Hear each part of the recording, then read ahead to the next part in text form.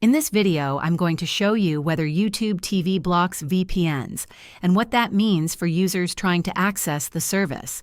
The short answer is yes, YouTube TV actively blocks most VPNs due to licensing restrictions that limit its availability to the United States.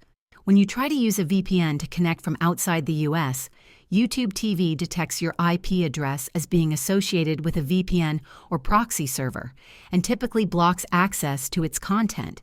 Even if you're within the US, using a VPN might cause issues because YouTube TV may flag your connection as suspicious.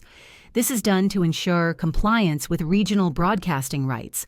If you're traveling internationally and want to access your account, consider downloading content for offline viewing before your trip, as live streaming won't work abroad.